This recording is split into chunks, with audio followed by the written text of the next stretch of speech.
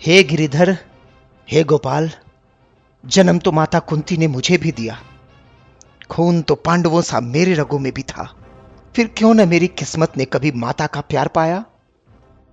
भले ही मैं पूरी जिंदगी अपने वर्ण से अनभिज्ञ रहा, 5 पांडवों में छठा मैं भी एक क्षत्रिय पांडव था। फिर क्यों न मैं कभी गुरु द्रोण का शिष्य बन पाया। हे नारायण, हे वासुदेव, मेरी किस्मत का खेल तो देखो। जिंदगी के हर मोड़ पर मैंने हमेशा कुछ ना कुछ खोया। फिर गुरु से विस्मृति का श्राप और द्रौपदी स्वयंवर में अपमान मेरी ही किस्मत ने क्यों पाया। हे हरि, हे यशोदानंदन, अगर आज मैं इस युद्ध भूमि का हिस्सा बन पाया तो सिर्फ मित्र दुर्योधन की कृपा से। फिर पांडवों के विरुद्ध लड़ते देख क्यों दुनिया ने मुझे गलत पाया।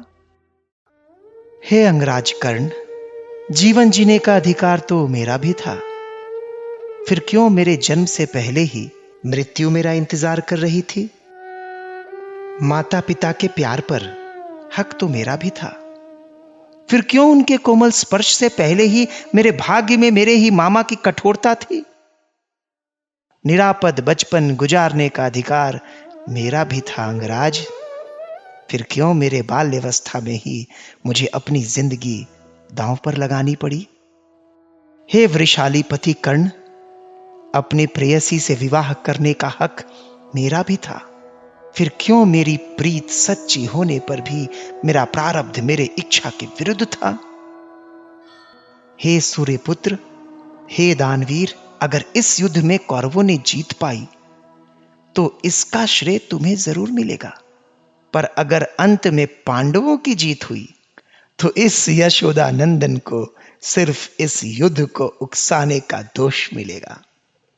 हे श्रेष्ठ योद्धा, इस दुनिया में ऐसा कोई व्यक्ति नहीं जिसके जीवन में कठिनाइयों से भरी चुनौतियां नहीं। जिंदगी ने हमारे साथ कितना अनुचित किया, कितना अपमान किया, यह महत्वपूर्ण नहीं। अगर कुछ महत्वपूर्ण है तो उस समय हमने उन परिस्थितियों पर कैसी प्रतिक्रिया दी, यह महत्वपूर्ण है। जीवन में यदि कुछ सत्य है तो वो है धर्म। जिंदगी भले जितनी भी कठोर हो, हमें हमेशा धर्म पर ही चलना चाहिए, हमेशा धर्म पर ही चलना चाहिए।